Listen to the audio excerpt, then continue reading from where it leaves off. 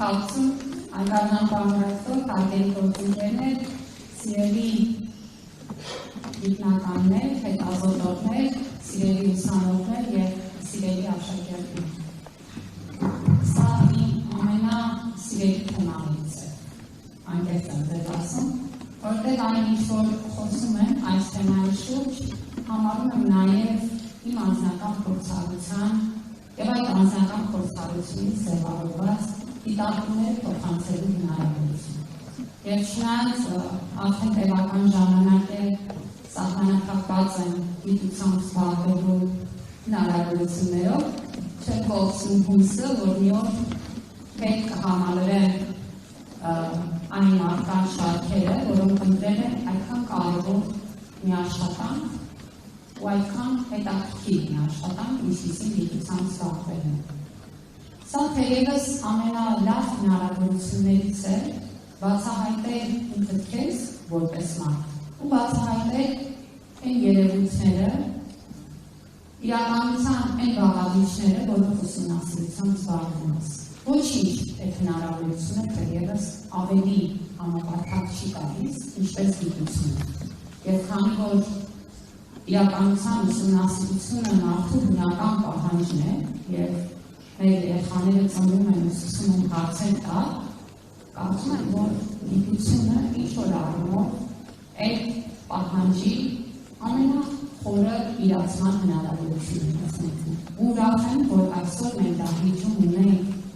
այս չափ մարդիկ,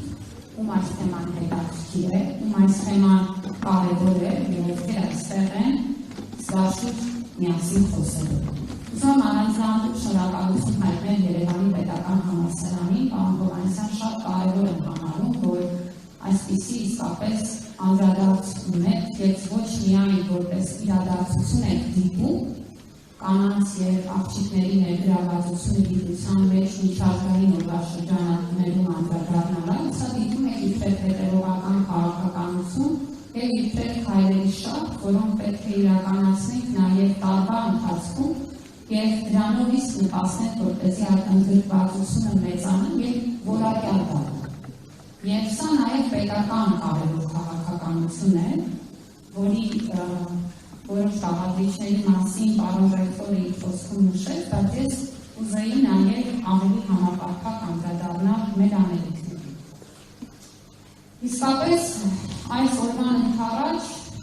ՅՈՒՆԵՍԿՕ-ն համապատասխան ոլորտային զեկույց է հրապարակել, որի մի շարք ցուցանիշներ շարունակում են մտահոգիչ լինել։ Իհարկե, աշխարհի տվյալները վկայում են, որ դպրոցները ավարտող երիտասարդ կանայք ավելի հաճախ են շարունակում կրթությունը բուհերում, շուրջ 46%, տղամարդկանց պարագայում ենք խոսում են շուրջ 40%-ի մասին։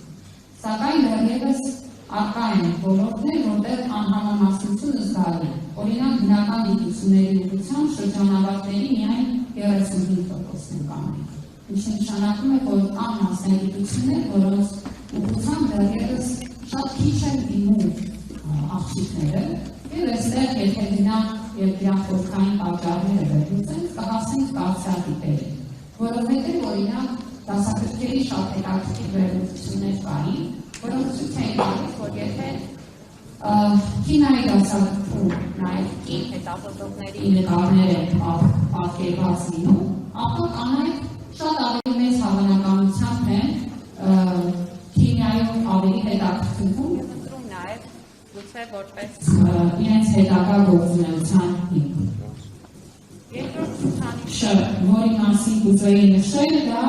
գիտնականների ընդհանուր թվի մեջ կին գիտնականների համամասնությունն է։ Համաշխարհային մակարդակով կին գիտնականները զգալիորեն զիջում են տղամարդ գործընկերներին։ Աշխարհի ամեն 3 գիտնականներից միայն 1-ն է կին, ինչը նշանակում է, որ այստեղ դեռևս համամասնության զգալի խնդիրներ ունենք։ Եվ եթե պետական և ակադեմիական հատվածներում համամասնությունը դեռևս ավելի համաչափ է, ապա մասնավոր հատվածում կին գիտնականների ներգրավվածությունը 45%-ից քիչ է, այսինքն մասնավոր հատվածում կին գիտնականների մասնակցության խրախուսման առանձին գործիքակազմերի անհրաժեշտություն կա։ Եվ Ես ուզում եմ նաև այս համաշխարհային միտումները տեսնելով անդրադառնալ Հայաստանում առկա իրավիճակին եւ ինչպիսին է իրավիճակը ու ինչպես է փոխվել։ Մի քանի լավ լուրեր են։ Գիտեք, որ վերջի տարիներին կառավարությունը էական ներդրումներ է արել գիտության ոլորտում։ 2018-ի համեմատ մենք 180%-ով ավելացրել ենք գիտության ֆինանսավորումը, ներդնելով նաև բազմազան դրամաշնորհային ծրագրեր, որոնք հնարավորություն են տվել մեր հետազոտողների խնդիրների ուսումնասիրությամբ եւ անել ժամանակակից հետազոտություններ, որովհետեւ դրամաշնորհային ծրագրերը ուղեկցվել են նաև կապիտալ բնույթի մեծածավալ ներդրումներով, շուրջ 13 միլիարդ դրամի մասին է խոսքը, եւ սա հնարավորություն է տվել, որպեսզի արդիական հագեցած պայմաններում իրականացվեն հետազոտությունները, եւ սա իհարկե ուղեկցվել է նաև բազային ֆինանսավորման փուլային աճով, որով 105-ից մինչև 300% աճել է միայն բացատրությունը բազային մակարդակում։ Եվ այստեղ մենք մասնավորապես կարող ենք դրական այս քայլերի ազդեցությունը տեսնել մեր ցուցանիշների մեջ։ Հին գիտաշխատողների թիվը աճել է հասնելով 53.6%-ի։ Այս պահին բազային ֆինանսավորման ընդգրկված 3761 գիտաշխատողներից 2017-ը կանայք են։ Այս ցուցանիշը մոտավորապես 1.7 անգամ գերազանցում է համաշխարհային միջինացված արժեքը, այսինքն մենք ունենք շատ ավելի լավ ցուցանիշներ, քան աշխարհի միջին ցուցանիշը։ Շատ կարևոր է համարել, որ մինչև 50 տարեկան գիտաշխատողների շրջանում կանանց մասնաբաժինը գերազանցում է 58%-ը,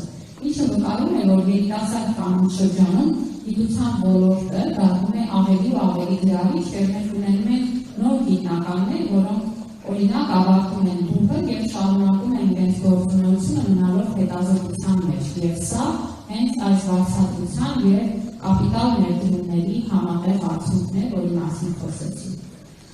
Այդուհանդերձ, կա մի տեղ, որտեղ մենք պետք է շատ ջանք ունենք։ Դա այն է, որ մեր ղեկավար կազմում կանանց թիվը դեռևս բացարձակապես չի արտահայտում կանանց կեսից ավելի ներկայացվածությունը գիտական կազմակերպություններին։ Ղեկավար կազմի միայն 30% են կանայք։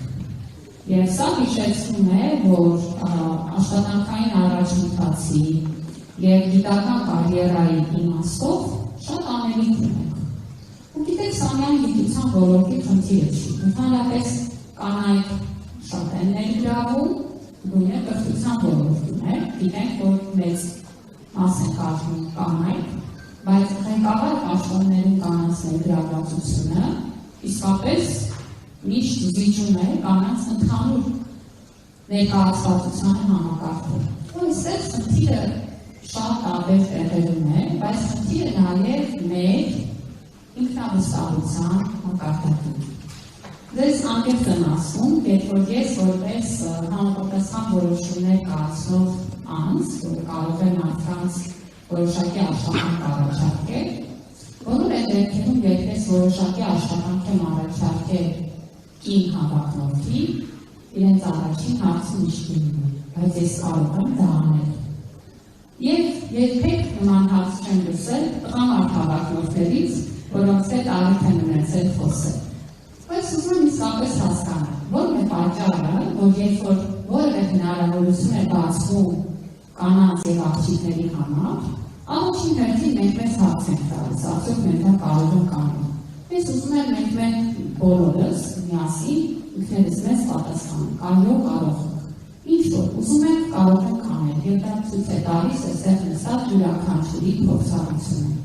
Եվ կարծում եմ, որ ինքնավստահությունը ամենակարևոր բաներից է, որ պետք է կարողանանք կրթական համակարգում ամենացածր օղակից սկսած զարգացնել մեր աղջիկների մոտ, նրանց ներշնչելով վստահություն, որ իրենց առաջ կարող են գտնել ցանկացած նպատակ եւ կարող են հետեւական ու համառ աշխատանքի շնորհիվ հասնել ցանկացած նպատակի իրականացմանը։